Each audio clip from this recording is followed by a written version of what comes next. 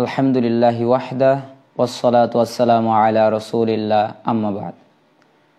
সমস্ত প্রশংসা আল্লাহ সুবহানাহু ওয়া তাআলার দরবারে করছি, যেই মহান রব আমাদের অত্যন্ত মেহেরবান করে দয়া করে আজকে এই সময়ে এই পরিস্থিতিতে আমাদের প্রতি দয়া করে ইসলাম ধর্মে এবং কোরআন এবং সুন্নাহ পথ কোরআন আমাদের প্রতি নাজিল করেছেন আল্লাহ রাসূল সাল্লাল্লাহু আলাইহি ওয়াসাল্লামের উপরে, এবং আমরা তা থেকে সঠিক পথ পেয়েছি।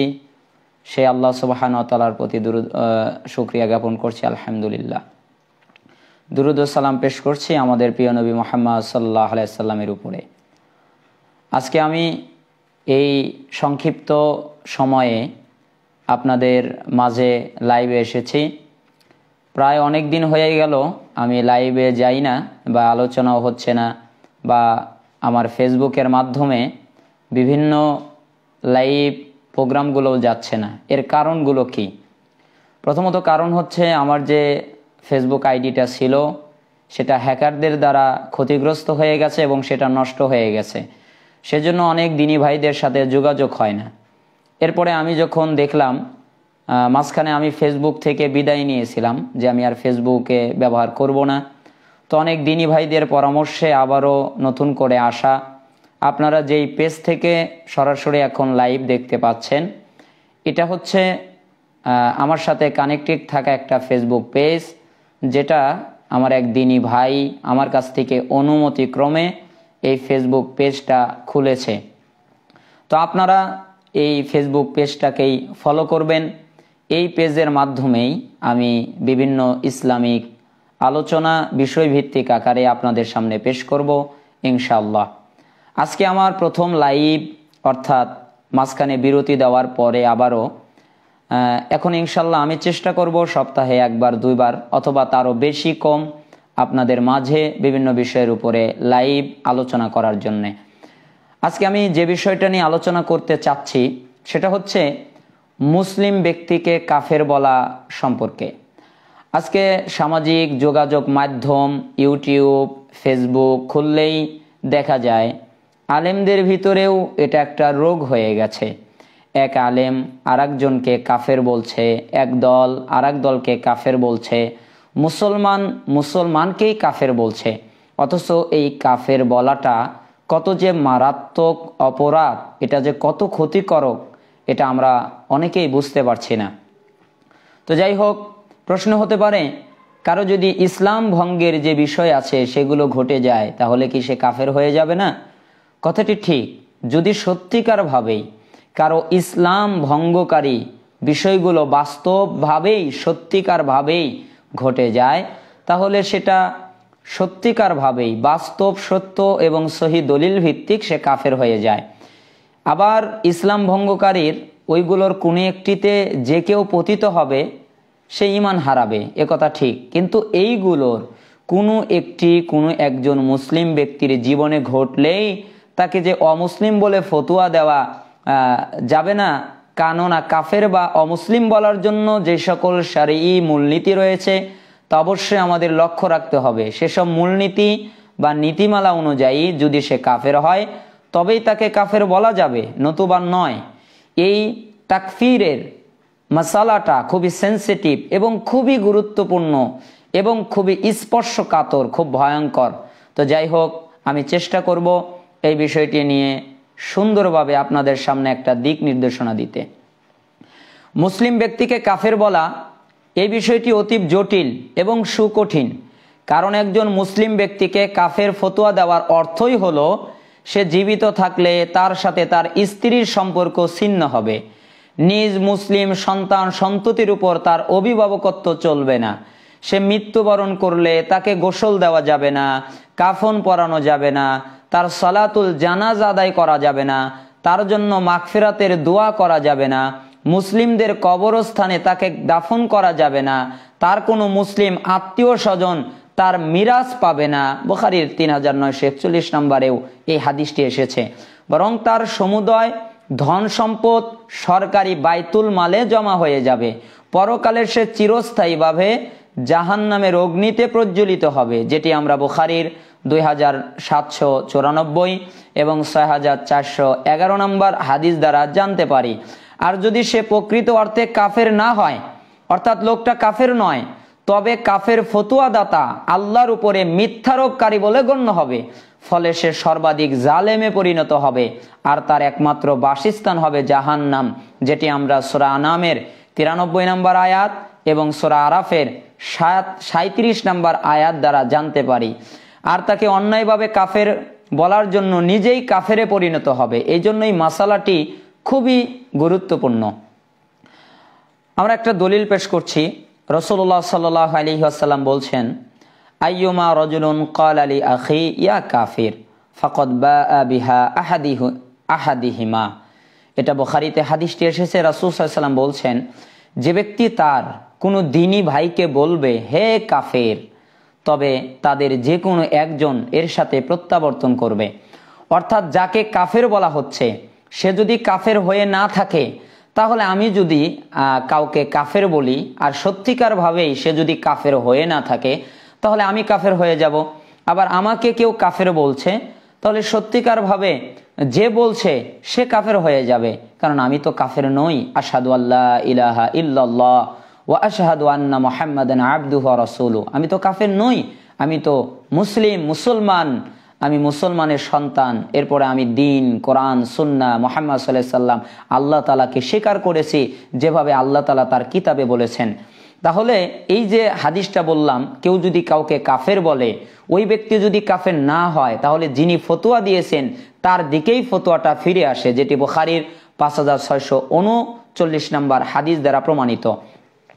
অর্থাৎ এই হাদিস দ্বারা আমরা কি বুঝলাম? যদি তার দ্বীনী ভাই কুফরি ফতোয়া পাওয়ার যোগ্য হয়, তবে সে কাফের হয়ে যাবে। আর যদি ফতোয়া বা কুফরি ফতোয়া পাওয়ার যোগ্য না হয়, নতুবা ফতোয়া প্রদানকারী নিজেই কাফেরে পরিণত হবে। এ থেকেই প্রতীয়মান হয় বিষয়টি কত জটিল এবং সুকঠিন। এজন্যই বড় বড় ইসলামিক চিন্তাবিদগণ মুসলিম ব্যক্তিকে সহজে কাফের বলেন না, বরং সেক্ষেত্রে বহু সতর্কতা অবলম্বন করে থাকেন। এরপরেই তারা সত্যিকার অর্থেই কাউকে কাফের বলেন। এবার আমরা আসি মুসলিম ব্যক্তিকে কাফের আখ্যা দেওয়ার শর্তাবলী কি। এই বিষয়টি শেখ সালেহ আল ফাউজান হাফিজাহুল্লাহ তার একটা কিতাব মুরাজাআত ফি ফিকহিল ওয়াকি আসিয়াসি ওয়াল ফিকরি, যার 49 পৃষ্ঠা, তা থেকে সিলাতিল গুলু ফি তাকফির বিল জেরিমা, যার 79 নম্বর পৃষ্ঠার ভিতরে একটা ফতোয়া এসেছে, যেটা শেখ সালেহ আল ফাউজান হাফিজাহুল্লাহ উনি বলেন যে কাউকে কাফের বলা বিষয়টির শরীয়তসম্মত মূলনীতি রয়েছে। অতএব যে ব্যক্তি আহলে সুন্নাহ কর্তৃক নির্ধারিত ইসলাম ভঙ্গকারী বিষয়ের বা বিষয়সমূহের কোনো একটি করে বসবে, তাকে কাফের বলে ফায়সালা দেওয়া হবে তার প্রতি দলিল কায়েম করার পর। অর্থাৎ একটা কুফরির ফতোয়া সে করে ফেলেছে, একটা ইমান ভঙ্গকারী, ইসলাম ভঙ্গকারী বিষয় সে করেই ফেলেছে। এই লোকটাকে কাফের বলার সময় তাকে কাফের বলে ফতোয়া দেওয়া হবে তার প্রতি দলিল কায়েম করার পরে আগে, অর্থাৎ দলিল প্রমাণ দিয়ে তাকে বোঝানোর পর যদি সে উক্ত কুফরি কর্ম বা কথা কিংবা বিশ্বাস হতে প্রত্যাবর্তন না করে, বরং তাতেই অটল থাকে, তখন তাকে কাফের বলা যাবে। এর পূর্বে তাকে কাফের বলা যাবে না। একটা ব্যক্তি একটা কুফরি কর্ম করে ফেললো, হয়তোবা লোকটা ওই বাক্যটা তার জানা নেই, তাকে সেটা বোঝাতে হবে, তার কাছে পৌঁছাতে হবে। এর পরেও সে যদি সে কাজটা করে, তাহলে সে সত্যিকার ভাবে কাফের হয়ে যাবে, কুফরি করে ফেলবে। এজন্য সাবধানতা। এরপরে উনি বলছেন, আর যে ব্যক্তি এই সব ইসলাম ভঙ্গকারী বস্তু হতে কোনো একটিও সম্পাদন করবে না, সে কাফের হবে না, যদিও সে এমন কাবিরা গুনাহ করে যা শিরকের নিচে, অর্থাৎ মারাত্মক কাবিরা গুনাহ করছে, যা শিরকের নিচে অনেক বড় বড় গুনাহ, তারপরেও তাকে কাফের বলা যাবে না। সে যতই গুনাহ করুক না কেন, কাফের তাকে তখনই বলা যাবে যখন ইসলাম ভঙ্গকারী কোনো একটা বিষয় জেনে বুঝে সে করবে। হ্যাঁ, শেখ মোহাম্মদ বিন আব্দুল ওয়াহাব রাহিমাহুল্লাহ এ বিষয়ে তার নওয়াকিদুল ইসলামে উনি বলেছেন, এটা জেনে করুক অথবা না জেনে করুক তাহলে সে কুফরি হয়ে যাবে। কিন্তু সেটা খুব গুরুত্বপূর্ণ বিষয়, আমরা ইনশাল্লাহ সামনে ক্লিয়ার করার চেষ্টা করব। এ বিষয়ে আরেকজন যুগশ্রেষ্ঠ ফকি আল্লামা ইবনু উসাইমিন রাহিমাহুল্লাহ একটা বাণী বিশেষভাবে উল্লেখযোগ্য আছে। উনি বলছেন যে কাফের বলার বিষয়ে দুটি বিষয় লক্ষণীয়, অর্থাৎ কাউকে কাফের বলতে হলে দুটি বিষয় লক্ষ্য করতে হবে। প্রথম বিষয় হচ্ছে সংশ্লিষ্ট বিষয়টি যে কুফরি, অবশ্যই এটা যে কুফরি বিষয় অবশ্যই তার দলিল থাকতে হবে।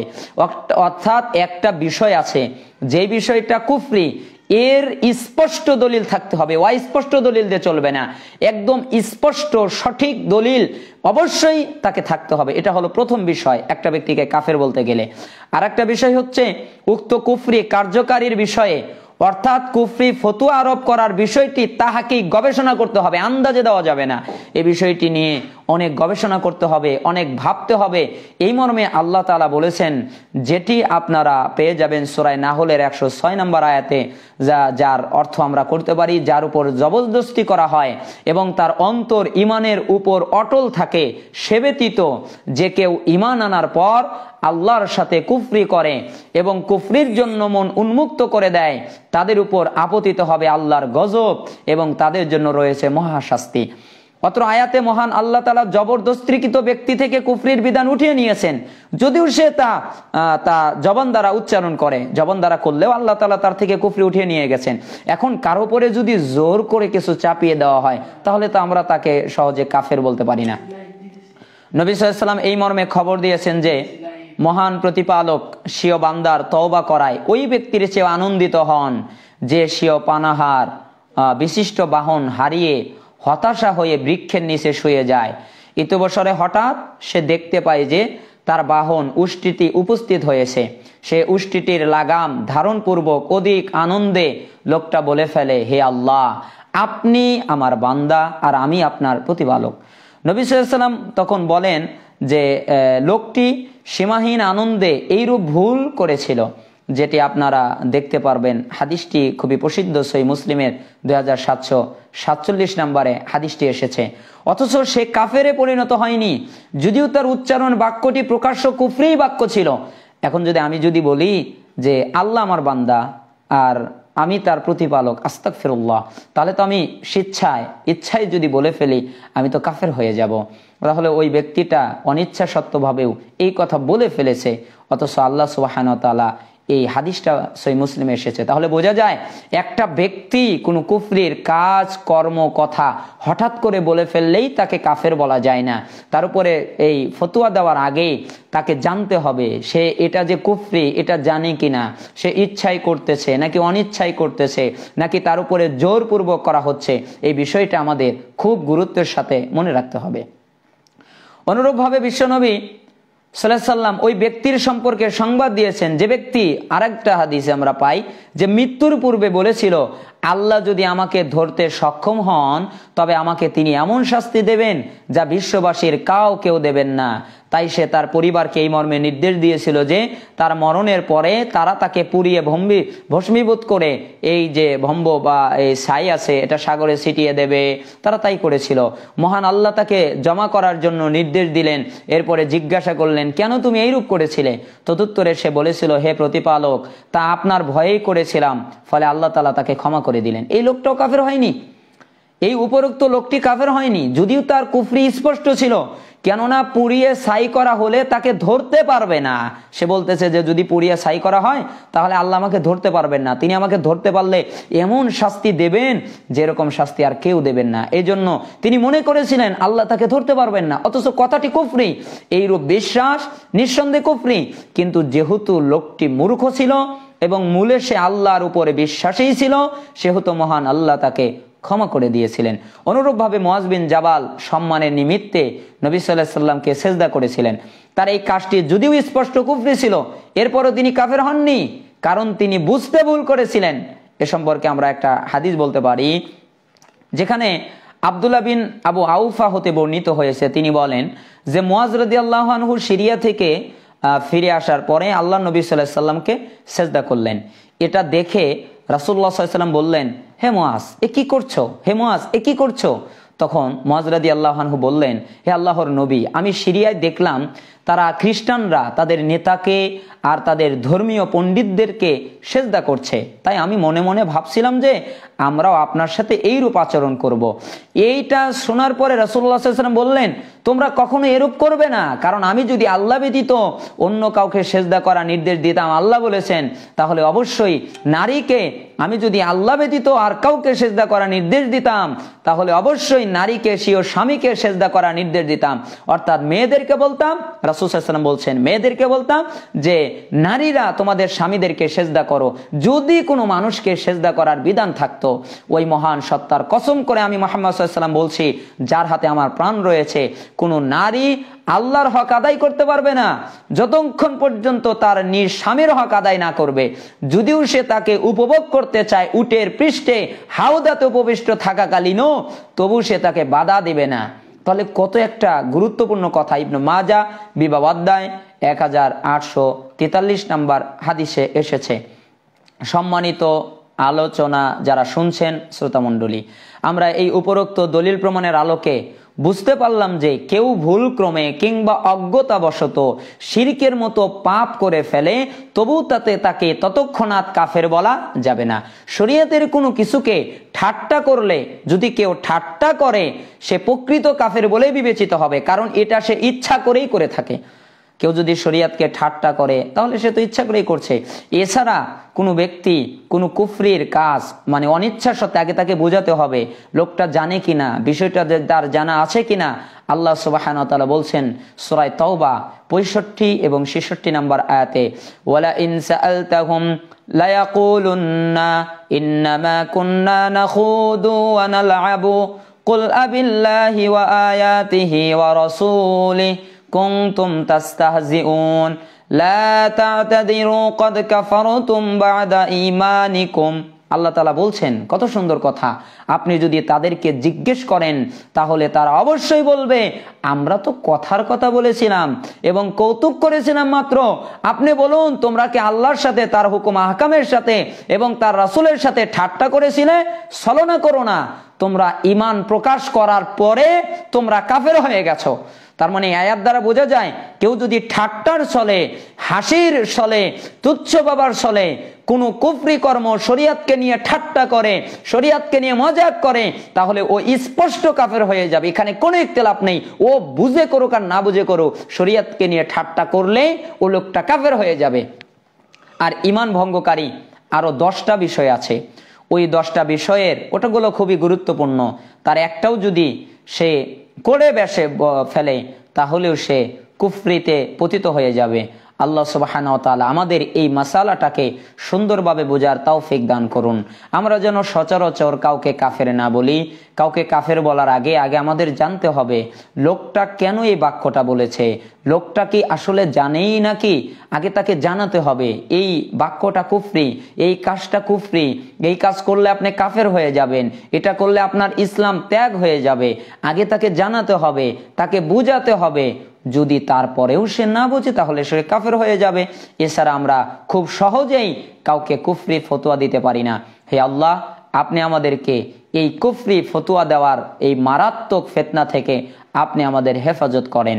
আজকে এই দেশে, এই সমাজে, এই আমাদের দেশে মুসলমানের বিরুদ্ধে লেগে পড়েছে, আলেমের বিরুদ্ধে লেগে পড়েছে। হে আল্লাহ, আপনি প্রত্যেককে আলেমদের ভিতরে আকীদা, মানহাজ, স্বচ্ছ আকীদা, যেটা কোরআনের আকীদা, যে আকীদা আল্লাহর নবী, আপনার নবী শিখিয়েছেন, যে আকীদা সাহাবীদের থেকে পাওয়া যায়, যে আকীদা সলফে সালেহিনদের থেকে পাওয়া যায়, ওই আকীদা আমাদের প্রত্যেক আলেমদের হৃদয়ে আপনি বসিয়ে দেন এবং ওই আকীদার ভিতরে, ওই আকীদার নীতিতে আমাদেরকে আপনি ঐক্যবদ্ধ করে দেন। হে আল্লাহ, আপনি দয়া করে, মায়া করে আমাদের উপর থেকে সমস্ত গজব, আযাব, পথভ্রষ্টতা এবং দলাদলি থেকে আমাদেরকে হেফাজত করেন এবং এই কুফরি ফতোয়া দেওয়ার ক্ষেত্রে আমরা যেন সতর্ক হতে পারি, সেই তৌফিক আপনি আমাদের দান করেন।